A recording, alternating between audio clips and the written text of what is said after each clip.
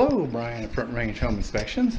We're on an inspection today and noticed that there was a leak at the filter in the ice maker, and it creates quite a mess. And the floor was all wet, coming from a leak on a filter draining down. This is on a vacant house, unoccupied. So usually, as part of my equipment in the truck, I've got a towel, and see if I can clean up the mess, dry up the water so it doesn't create any more damage. And then I also turned off the water supply for the cellar as well.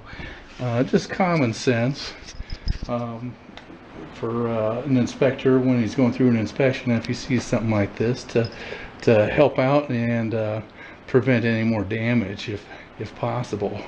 Until next time, Brian at Front Range Home Inspections.